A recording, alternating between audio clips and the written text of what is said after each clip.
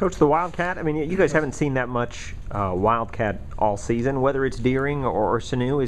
Is there a way you can prepare for that? I mean, can you run a scout wildcat as much the same way you would a regular offense? Well, I mean, like you look at what our defense has had the opportunity to go against Jemias Gunsby all week, which has been a great, they've gotten a great look from Jemias. I mean, you look at Sanu and what he does, and he's tall and he's big and he's 220 pounds and he's athletic, and they turn and run a single wing type of offense with him. He throws the ball, he runs the ball, they've got the little hand sweep and the bubble screens where they can get the ball out on the perimeter so you can't just load the box against them.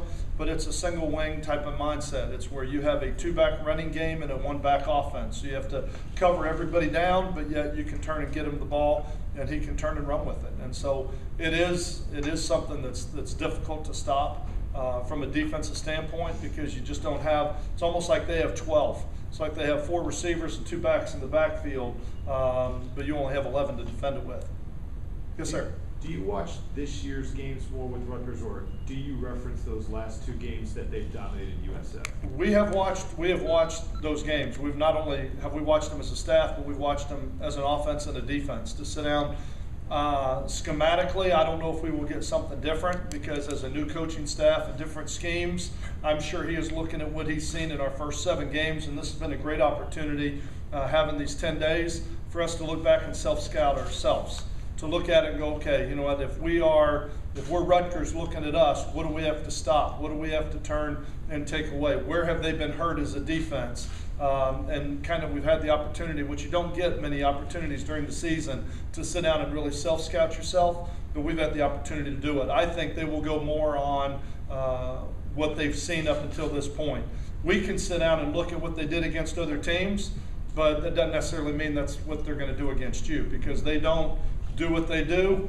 They line up and they say, okay, we're going to do this week and this week. So you go out there in the game, and I don't think it's ever been truer than this week, when you say, okay, you get your offense ready, you go out, you go through 2 series, you find out what you're getting, you sit down and put it on paper and say, okay, how are we going to attack this? How are we going to attack this? It's not a thing where you can spend your week scheming what they do defensively.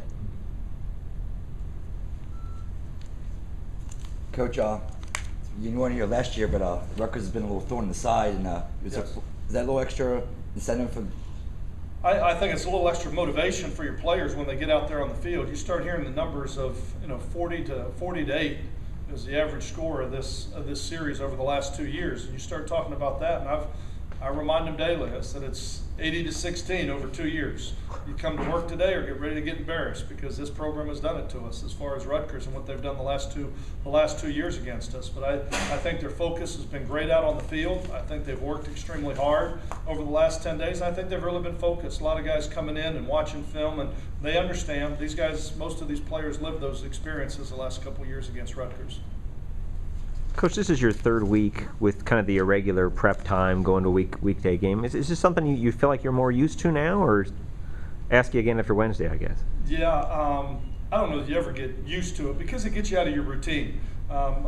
Last year at East Carolina, we played I think a Thursday, a Friday, and a Sunday. It's the same type of situation where it seems like you're always pulling out the calendar and going, okay, this day's Tuesday, this day's Wednesday, this day, kind of counting back from game day, and you're changing your schedule. And with what we do, having our academic day on Monday is a real problem, because normally they have Monday off and they're allowed to take classes any time of day they want.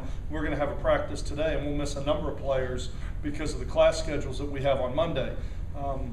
I think if you're going to play a lot of these midweek games, you got to look hard at reevaluate whether or not you're going to do Monday as your academic day, or whether you're going to take it on Sunday, because it does make it very difficult in a preparation standpoint. But I don't know if you ever get used to it, but I think these players have done a great job kind of handling the situation and the changes that we've thrown at them.